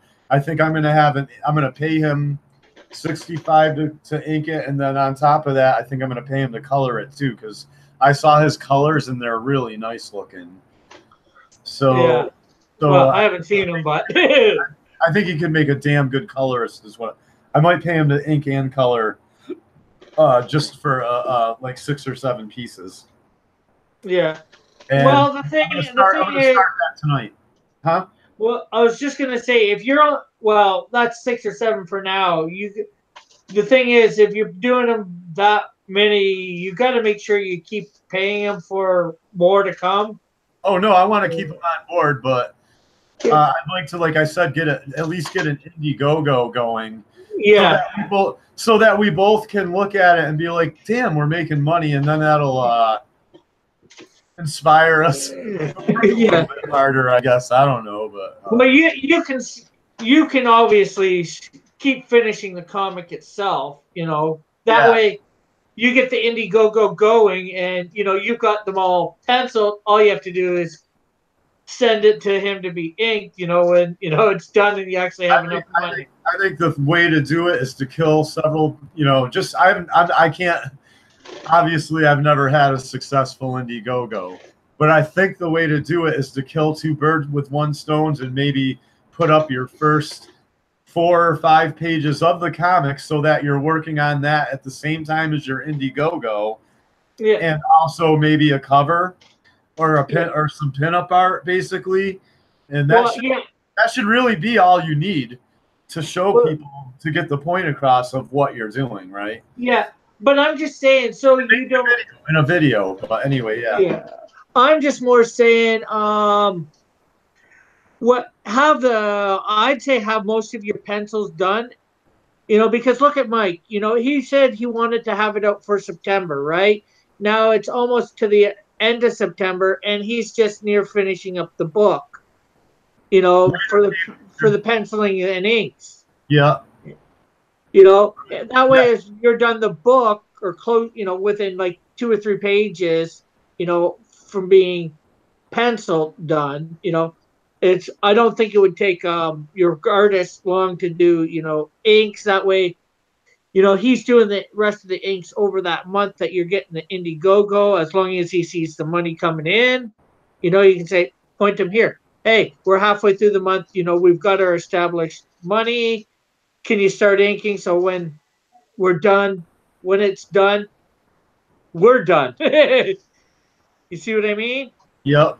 That way you can get it printed, start getting it printed almost as soon as your It'd be nice to have. Are you saying basically you're basically saying try to have it all pretty much close to done when you put up your Indiegogo, so that you pretty much. Is that what you're trying to say, basically? Yeah, at least for your pencils, because yeah, like you said, you're paying the guy to do inking, so you can't expect him to do inking for free unless he sees that you got the money as soon as things are. That's the cool thing, is I have about 20. A comic book, if you exclude the advertisement pages and pin-up art, are usually only about 20, like 28 pages or so, but that's with advertisements and stuff. Yeah. It used 21, to be 22 pages is a great first issue, pretty much. Yeah. In my opinion, you know what I mean? But so what I'm trying to say is I have about 21 or 22 pages roughed out already. So yeah, well, I'm saying you might want them a bit more than roughed out, pretty much. Yeah, no, I understand what you're saying. It wouldn't take me long to brush them up, though. But yeah, totally. Yeah, it's just so you don't end up in a position like Mike, where he said September to be sending him out. He's going to be a month late. We're going to be getting him. I'm not sure whether you got it, but getting in like October at best. Mm-hmm. And I don't mind the lateness. We see him working on it. He's got a life. Chad's staying. Sorry, I thought Chad said goodbye, but he was saying goodbye to the cave creature. Yeah. So, that's my... Mike's going to be a little bit late, but he's going to turn out killer artwork, though. But if you've got it done and all you're waiting for is the guy to ink and color, then, and you give yourself enough time for him to ink and color with him, seeing that the money's in, Yeah. Obviously, he's not going to ink and color if the money's not there, It's not like Mike Miller can't turn out a fucking decent comic book. Yeah. He's gonna. If he was gonna be a little late, I'd be like, okay, well then that means it's gonna be that much better, basically. Yeah. But if somebody like me, who's never turned out a comic book ever, says I'm gonna be a month late, well now there's some reason for concern. Yeah. Anyway, I don't know, a little bit of comic relief there, but yeah. Yeah. But I'm just suggesting that business-wise, anyways, Mm-hmm. Marketing, because then you can say, 20 of the 22 pages are pencil, 7 are inked and colored, or inked at least, and as soon as we get our full funding, they're going to be starting to, the pencils will be done before we get our full funding, once we know we have our full, pardon? Your first comic is Canadian Shield, right? That's the character you're focusing on first? Yeah. Okay, I was just making sure. That's what I thought I remembered. You showed me some of the pages from it already. I just wanted to make sure that I remembered correctly that was the first. Because he's like your mainline character, isn't he? Shield? Well, I have 7 mainline characters that, like, I want to bring out Canadian Shield. Well, it hasn't quite worked out that way, but I wanted to bring out Canadian Shield month 1, month 2, bring out issue 2 of the Canadian Shield and issue 1 of Snowdrift. Month 3, the next recurring one for Canadian Shield and Snowdrift. Month 3 is also the first issue of The Flame. Month 4, first issue of Insecto. Month 5 is first issue of Ozona. Month 6 is first issue of Electide. No, sorry, with and then month 7 is first issue of Electide. But it hasn't quite worked out that way. But Well, of because course. I've got the, but I mean, I'm just hopefully, saying, like, you know, you're talking about starting consecutively every month a new title plus running the old titles. You're gonna need a team of people for that. You're gonna need a team of people for that. Like I said, I got the first one out on Indigo, not Indigo, on my website for digital download. I'm in the middle of remastering that. But once I get like too close to 1,000 subs and start an Indiegogo, I'll probably remaster a little faster. But as long as the Indiegogo goes good, and maybe I get double whatever money I'm wanting, or maybe even a little less for printing, or even with printing costs, maybe I'll take the hit for money wise. People then want the second issue, hopefully. If you see long term it's worth it to do that, then yeah, why not? If you're only on your way up, to sacrifice money in the beginning is nothing. Yeah, and then they'll be coming to my website to purchase it. Hopefully once they know it's done, and I'll be able to print it. I'm not sure about all the printing stuff and all that. That's where I'm going to go crazy. But I'm thinking, I know it's going to be cheap. Trying to get a penciler for $25 a page. I know that's really cheap, and I would like to pay more, but that's pretty cheap, but it's not unreasonable. Basically, for somebody who's a total newbie, I guess, you know what I mean? Yeah, good, but total newbie, And then I'm thinking, have you looked around at freelance pencilers? Like, have you Googled any? Because I've tried to find. Like, I feel like I'm confident enough in my skills now that I could work for like an independent creator if they were paying. Yeah, every now and then I Google like comic book penciler wanted or whatever keywords. Yeah. And it's really hard to find anybody that's paying, period. Yeah. For independent, a lot of them want you to just do the artwork and then they'll pay you later and stuff like that. Like, I'm working on my own comic book. That's what I'm doing for me. I can't do it for somebody else too. Yeah. I'm doing my comic book for a payoff later. If you want me to do, like, I would work for $25 a page. It'd be nice if I was paid quarterly. Like if you would just give me $100, turn out 4 pages, give me another $100, turn out 4 pages, or me do the 4 pages, then you give me the 100 or whatever. But it would be better to get $100 lump sums, I guess, if you're going to do it for that cheap. Well, that's sort of the way that Ethan says that he pays, like every 5 pages, so for so you probably do something like that, or I'd be willing to do that, for whomever I get, and then there's, like I said, if I get enough money with my first Indiegogo for the first issue for printing, pay for like I said, inker 25, a penciler 25, inker 25, and colorist 25. Right. I can letter it myself. Hopefully. Yeah, I might eventually I might have to. If you look up some good pointers on YouTube and take your time and really focus on it, yeah, I'm sure you could definitely. I mean, lettering. I don't want to diss letterers and say lettering isn't that hard, because it is hard. I've done lettering. It's just a matter of painstakingly taking the time, and there are a few rules to it. Like, I'll just do quick stick figures. The rule that I didn't know that was giving me a lot of trouble, and I'll tell you what that rule was, because it's a very important rule for lettering, and it's the word bubbles. And when you do, like, here's a guy's head, here's his eyes, here's his mouth. Yeah. Do a word bubble. This is the rule that I didn't know. Here's your bubble, right?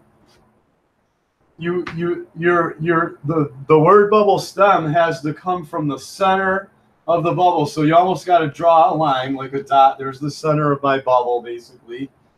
And it has the point at their mouth. So I would basically go here and then like this. And then there's my word bubble, basically. But it has to come from the center or it doesn't look right. Like it literally has to come from the center of the word bubble. I think I may have not known that per se, but I think I might have picked up on that. I know at least pointing towards their mouth or towards them enough that you know it's from them. Yeah. I mean, even if you did a curved one, it would still have to start from the center and like come down like that. You know what I mean? That's not even at the, that's more like that. Yeah, there's the mouth. So basically like that. You know, you could penetrate their face a little bit, I guess, like that or something like that. But yeah, it's got I did all the lettering for my first issue that I'm remastering, so and I think it looks pretty good, you know. Like Did you do it in like did you do it by hand or and scan it, or did you find a font and do it in like a editing program, or how'd you get it? I did it in an editing program. At the time it was called Magna Studio. Now I think it's called Clip Art Studio. Yep. You know, I've heard of Clip Art. Just give me I've heard of that program, yeah. I have Manga. I think I have Manga. What is it? Manga. I have Manga Studio EX 4.0, and I think they have prefab word bubbles and all that stuff. I haven't even opened that program and used it yet, but I have it. My here, let me open up Blender real quick. I'll share. Let me screen share.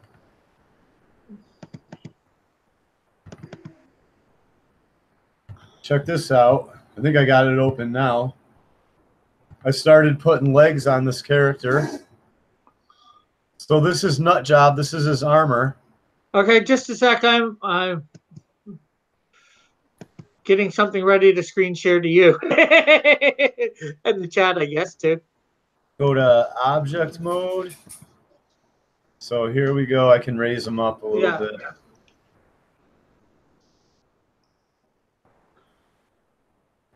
Well, that's looking good.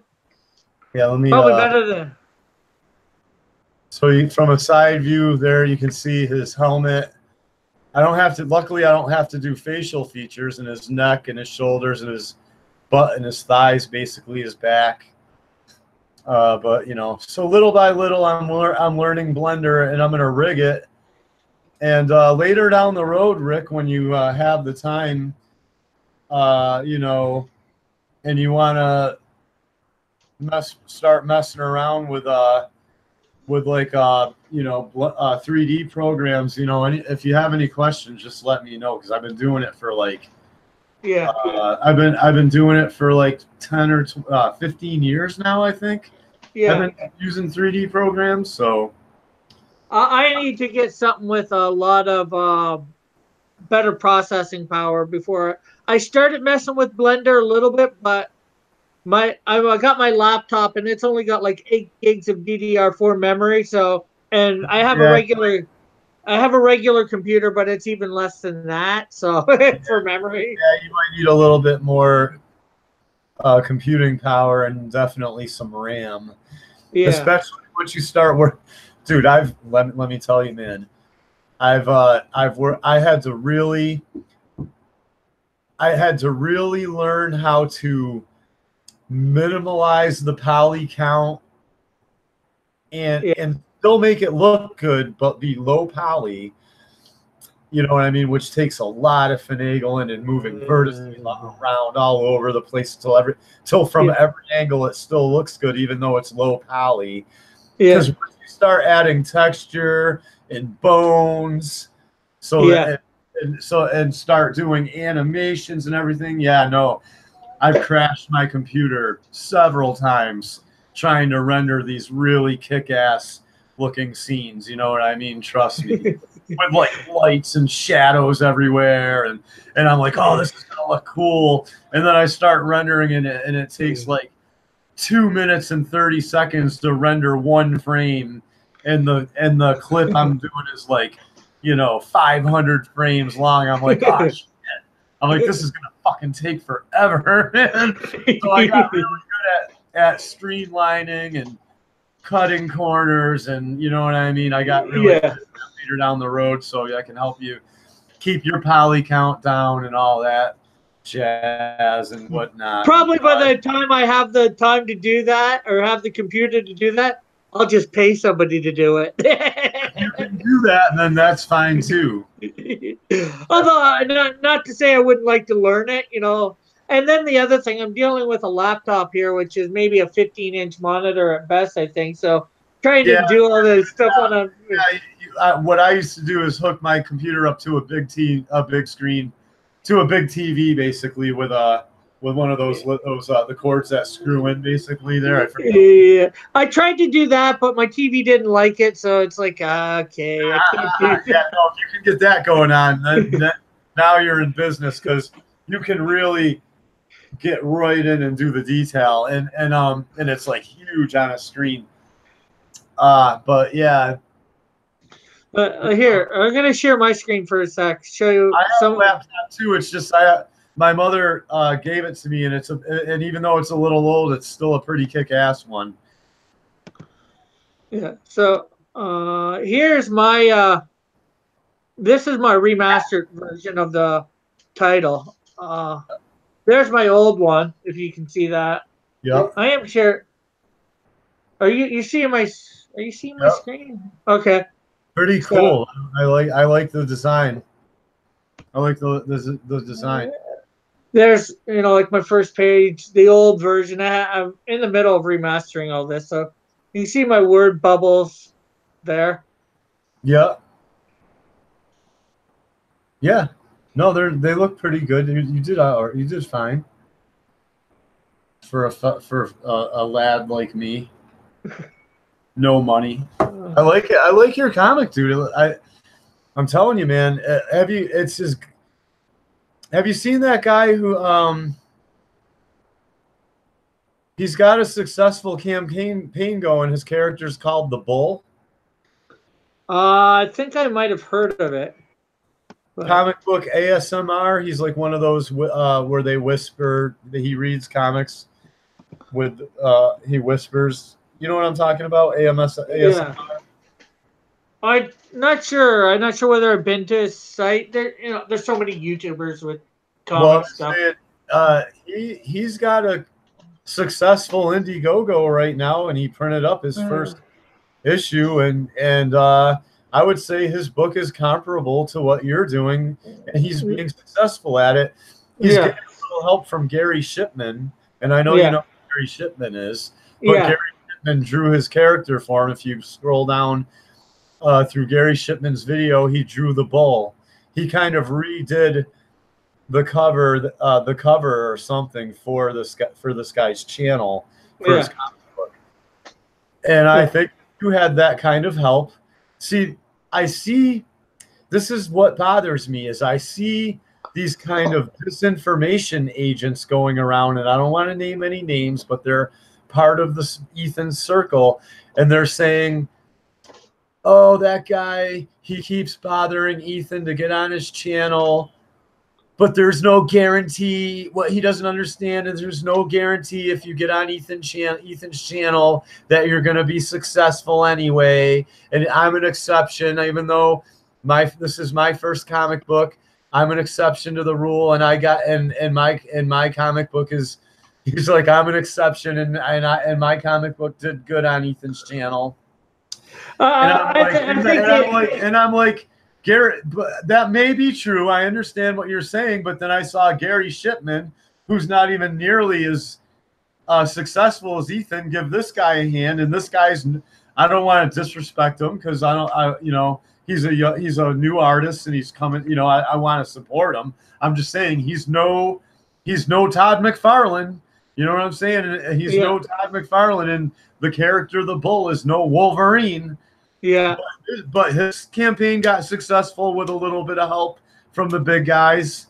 So what is it with these disinformation agents that want to try to cast people that are struggling for attention from Ethan in a bad light, going, shut up. There's no guarantee, and I'm an exception. Why would you do that? I don't understand why. You don't know what, and they're mentioning names. He's mentioning names, this guy so-and-so, he's bothering Ethan. I don't know. It just, it bothers me to hear that attitude. I know there's lots of people that bother Ethan about stuff, and if I was at a spot where maybe I had it ready to go, I might be bothering him a bit more, and if I had the money for the super chats and all that, if you got the money for the, you're like in the same boat I am, man, brother. I'll tell you, because that's if I had more done, I would bother him more, and if I had more money, I would make him read my comments with super chats. But I can't do that right now. I mean, I could, but I'm not going to go broke giving somebody who's already successful my money when I barely got food in my fridge. I'm practical. I don't think that way. That's all. Yeah. I hear you. Even if it's $5, I'm not going to give them $5 because I can, I might need a coffee at work with that $5. So the most I try to do to use Ethan as my thing a bit, or even some of the big ones, is I draw their characters, on my live stream. Then I have it tweeted out on Twitter. Right. A couple weeks ago, Ethan was asking for, fan art, right? So I sent him a link to my drawing. I sent him a picture that I had done, and he retweeted it. And I got a bunch more followers on Twitter. I don't think it equaled any more people on YouTube, but I went up like 5 to 10 people for followers on Twitter. It's like, okay. But, that means maybe at some point they'll tune into, thing. My channel, because I'm not even on Twitter. Well, no, I have. Actually, I did finally make an account on Twitter, but I haven't paid attention to it. Guess what? I'm only on Twitter for one reason alone. To promote my stuff. Yeah, right. Right. I think like it puts me in this category too because I'm on it. I think Twitter is for twits. Right. For the most part, like Mike and them say about, all this arguing they're doing. Like, why do you even interact with these idiots? I love debating. I love debating. If some SJW twit wanted to come on my page and let me show everybody what a moron he is, I'm totally down for that. I'll do videos showing what a moron he is. I'm not going to complain about it. You know what I mean? Man, maybe like this I might do it, but not, like what do they say? How many characters do you get on Twitter? Like 120, 200 or something like that? Yeah. To make a message? It's not a good way to have an argument or a debate. I like debating live. That's why I would rather, or I would just tell them that, listen, you want to debate me, you name the time and whatever, we'll agree on a time, and your channel or mine, doesn't matter, we'll debate. But a lot of these big guys, I'm telling you right now, they don't, as much as they say they do, they don't want to give smaller. They're competitive, and they don't want to give a smaller guy unnecessary attention, which I take advantage of by saying things that I don't want to give any specific examples, but I say things that are a little out of line sometimes because I know that they're not gonna. I know that they're not going to even give me negative attention, and that kind of proves it to me, because even negative attention for a younger up-and-coming competitor is good attention if you're famous.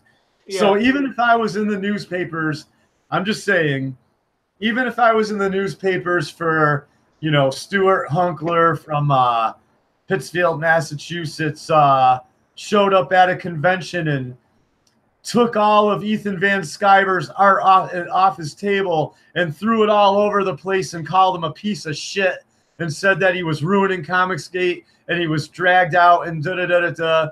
And he's just jealous because he wants to be a comic artist and he's not successful. And it was on mainstream news. I guarantee you my videos would start getting hundreds of thousands of hits. And a lot of people might actually like my art and be like, oh, Stuart's right. He is a up-and-coming competitor, and I think Ethan is ignoring him. And so I'm going to support him. So I know they're not even going to do that for me. So I say all kinds of outrageous things on their channels because I know I can get away with it. They're not going to punish me for it because that would help me if they punished me for it. Yeah. So that's what I like to do anyway. But yeah, that's just me. I got to get going though, Rick. Not because I dislike talking to you, but because it's one of my 2 days off, and I won't have clothes for work. You know what I'm saying? So no problem. I get it. I got to get shit done. So it was really fun though, hanging out once again. Sure. On Saturday afternoon chats, and I'm trying to keep it regular. If I don't show up one day, just assume like I either crashed out on my bed and I'm like sound asleep, or I had something really important to do. And I try to come on a little later. If I don't come on at the usual time, as you know, last week I wasn't here because you were on later. There's a Christian singles thing that happens once a month in my town, and I went to it. They were having a game tonight, so I went out and did something fun besides stuck at home watching YouTube or the RootTube. Good for you. I wish they had, dude. I wish I could find a Christian singles event around here. I might actually go to it because I don't go to bars. I don't go to coffee shops because it's generally liberal. It's generally liberal types that hang out at coffee shops. You know what I mean? Yeah. You know what I mean? If it was a Christian coffee shop, maybe, but there's no Christian coffee shops around here. So, all right, cool. So unless something happens next Saturday, 4 o'clock. Yeah, sounds good to me. All right. I don't think I got anything going on next Saturday. All right. If so, that's cool. Whatever. You know, it's kind of a loose agreement for now. So. Yeah. All right, man. Thanks for joining me then. So okay, no problem. Cross Comics, Rick. I'm Stuart, the action artist, and thank you for joining us. And until next time, see you later. Okay. God bless everyone.